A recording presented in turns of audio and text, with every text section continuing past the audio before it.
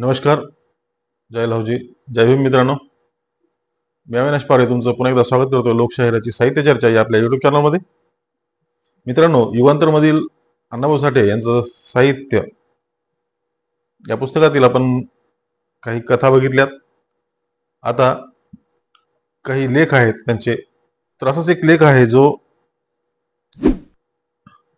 मानदेशामधला एक लोककलेचा प्रकार आहे गजी. बरीच वाद्य एकत्र येऊन त्यात मुख्यतः ढोल असतात. पायाचा ताल धरून एका तालावर ढोल वाजवणं याला गजी म्हणतात. तिथल्या त्या जत्रेच्या निमित्तानं ही लोककला सादर केली जाते. तर त्यावरच त्यांनी त्यांचा एक अनुभव इथे लिहिलेला आहे जो आपण आज बघणार आहोत. एकदा लिंबाजी माझ्याकडे आला. साधा भोळा गिरणी कामगार मला पाहून गालात असला. मी पाठ पुढे सारला, पण लिंबा आपला भुईला मटकन बसला. मग गंभीर चेहरा करून म्हणाला, परवा तुम्ही हाटकरवाडीला चालायचं का? काय भानगड आहे? मी चमकून विचारलं. भानगड बिनगड काय नाही, लिंबाजी म्हणाला. आमच्या वाडीची जत्रा आहे. तुम्ही गवानकर यायलाच पाहिजे. हो, वाटबार गजी बघा आणि मग. पण आमचं काय काम? मी तक्रारीच्या स्वरात म्हणालो आणि लिंबा उतरला. वाडीला तुम्हासनी बघायचं हाय. तुम्ही वाडीला बघा. चला चला की बघा एकदा आमचा मानदेश आणि गजी. लिंबाजीला नकार देणं सोपं नव्हतं, कारण त्याचा हेतू पवित्र होता. त्याला नकार फक्त करंटा माणूस देऊ शकतो. सळसळीत मध्यम उंचीचा देह, रुंद हाड, पण मांस गिरणीत जळालेलं.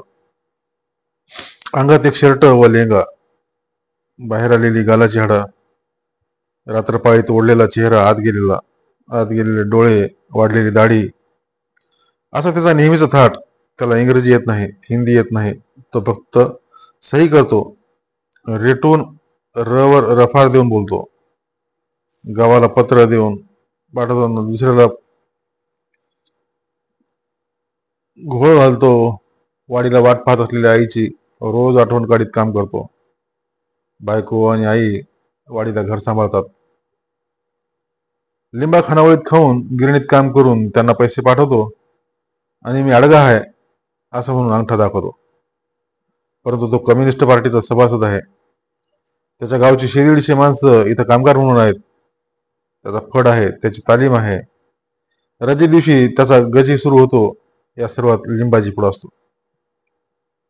आठवड्यानं वाडीची पत्र येतात. आम्ही खुशाल आहे, काळजी करू नका, पत्र पाठवा, पोटाचे हाल आहे ती. हा मजकूर वाचून इथल्या मनाला खरखर वाटते. काळीच झरकन उतरतं.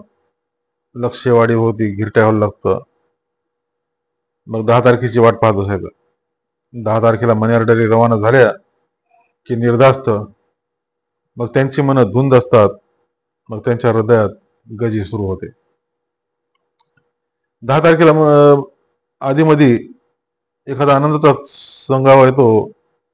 रामसखाला पोरगा झाला. नाव दिनकर ठेवलं. हा सांगावा ऐकून रामसखाचं मन त्या गिरणीच्या चिमणीवर चढून वाडीकडे पाहू लागतं. दाजीबा येऊन त्याला खाली उतरायला लावतो आणि पेढे वाटायला भाग पाडतो. मग रामसखा पेढ्याची परात वाटतो. सर्वत्र आनंद भरून ओसंडू लागतो. ही मंडळी आम्हा शाहिरांना विसरत नाहीत. ही मंडळी सातारची, आणि साताऱ्यात देवाखालोखाल शाहिराला मान. आणि त्यात मी त्यांच्या सातारचा आहे, ही नातच आहे. शिवाय समता, बंधुत्व आणि ऐक्य या तत्वांची किमया. लिंबाजी वाडीला पुढे गेला. मी व गव्हाणकर आम्ही मागवून निघालो. तो पैस महिना होता. सावरं वारं अंगाला बोचकारी काढीत होतं. थंडी मी म्हणत होती. गव्हाणकर खिडकीला टेकून बसले होते. मी वरच्या फळकुटावर आडवा झालो होतो. MSM ची खुजी गाडी बगबगत पुढे सरकत होती. महाराष्ट्राची धरणी अंधारात गिरक्या घेत होती. माझ्या डोळ्यांपुढे गावाकडची आठवणी तरळत होती. तामखडी, लक्ष्मीची पान, त्याच्या किंजाळ, त्या किंजाळात चाललेला मोराचा नाच, या आठवणींनी मला त्या जुन्या जमान्यात नेलं. भुयाच्या किंजाळात रंगीबेरंगी पिसारा फुलून मोर माझ्या पुढे नाचू लागला. लांडोऱ्यांचा कळप त्याच्या भोवती वावरू लागला. तो प्रसंग आठवून माझ्या विचारांनी भूतकाळात दौड घेतली. आदिमानवानं त्या मयूर नृत्याला पाहूनच आपले संघनृत्य निर्माण केलं असावं असा माझा तर्क वाढला. धनुष्याच्या टणत्कारातून माणसानं आपलं तंतुवाद्य निर्माण केलं असावं, कारण पाखरांचे स्वर पकडून त्यावर प्रतिमेचे संस्कार करून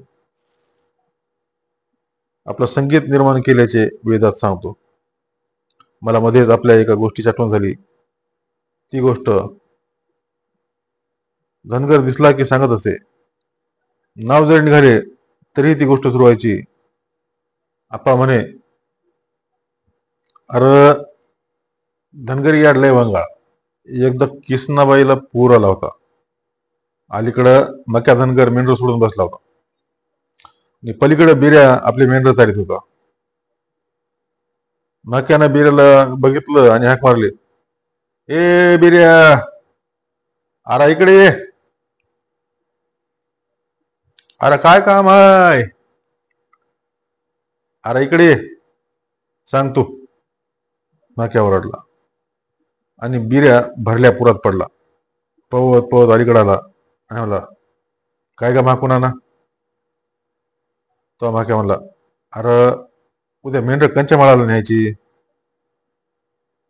मावशीच्या माळाला, बिऱ्या म्हणाला. मग दोघांनी तंबाखू खाल्ली आणि बिऱ्या परत नदीत पडला. पण पल्ल्याड गेलाच नाही, लागला धारेला. या गोष्टीची आठवण होताच माझ्या डोळ्यापुढं लिंबाजीची मूर्ती उभी राहिली. तिच्यासारखं आणि कोरेगाव. असं कोणतरी ओरडलं. गव्हाणकरांनी मला चिमटा घेतला. हं, चला शाहीर, आलं तुमचं गाव. मी जागीच होतो. मी खाली उतरलो. ओसाड स्टेशनात अंधार भरला होता. मी कराडकडे नजर फेकली, पण मला कराड आणि ते मनोरे की ते कृष्णा काहीच दिसलं नाही. मात्र गार वारा अंगाला झोंबला. नाकाचा शेंडा बधीर झाला. मी हळूच कानाला चिमटा घेतला. पोटात थंडी शिरून दाताचा तमाशा सुरू झाला. दाताच्या त्या खडखडाटात दोन्ही हात छातीशी घट्ट धरून मी पोवाडा सुरू केला. थांबून मुळशी बिळशीच्या सत्याग्रहाला तुम्ही 42च्या सत्याकडे चला. हा जुन्या तपकडीच्या घरघरीप्रमाणे आवाज ऐकून माणसं घाबरली आणि गावणकरांनी मला हॉटेलात नेलं. हॉटेलात बसून आम्ही पाहत होतो. हळूहळू रात्र सरकत गेली. मग प्रकाशानं आकाशाची किनार उजळली. पक्ष्यांनी किलबिलाट सुरू केला. झाडं झटकून पुढे आली. मोठ्या दगडांना आकार आला आणि अगदी मंद गतीनं डोंगरावर लाल लिंबी दिसू लागला. शेषवेचित 18 घटका पूर्व दिशेने एक शाळेला मुखा तरी कुंकुम रेखिले त्या तिलका अरुणोदय बोलीजे. तो मुक्तेश्वराचा अरुणोदय पाहून आम्ही मोटारीत बसलो आणि 10ला विरकरवाडीत पोहोचलो. वाडी गजबजली होती. मुंबईला गेलेले करते पुरुष आज घरात दिसत होते. त्यामुळे सर्वत्र आनंद खेळत होता. बापाला म्हणून मुलं उड्या मारत होती. भाऊ आला म्हणून बहीण हर्षभरीत झाली होती. मुलगा आला म्हणून म्हाताऱ्या आईबापांच्या चेहऱ्यावर हास्य तळपत होतं आणि मालक आल्यानं कुंकवाचा तेज द्विगुणित झाला होता. आमचा तळ लिंबाच्या घरात पडला होता. मी सर्व पाहत होतो, ऐकत होतो. एका कुटुंबातील माणसाप्रमाणे सारी माणसं एकमेकाशी वागत होती, हसत होती, आदरानं हाका मारत होती. या कॉम्रेड. मी गावची शाळा पाहिली, शिकणारी पोरं पाहिली, तुळीवर खडून कोरलेलं सुभाषित वाचले. विरकरवाडीच्या धनगराची ती मुलगी म्हणत होती, प्रभाते मनी देश चिंतित जावा. आणि शाळेच्या भिंतीच्या पाठीवर दगडांनी पोरांनी पेन्सिली घासल्या होत्या. त्यातच एका काळ्या दगडावर वेळ हातोडा पाहून मी आश्चर्याने थक्का झालो. वर्षानुवर्षे जिथं दुष्काळ थैमान घालतो त्या मानदेशात मनात ते सर्वश्रेष्ठ तत्वज्ञान रुजल्याची ती खून होती. आपला पिर्या धनगर होणार नाही आणि धारेलाही लागणार नाही याची माझी खात्री झाली. सभा तमाशा भेटीगाठी याचाच दिवस गेला आणि गजिनी पाहताच मला परत फिरावे लागले. मोटारीत बसताना लिंबाजीवर गुरकलो. शेवटी गजी नाहीच दाखवली. बघू माहीत चला, तो हसत उतरला.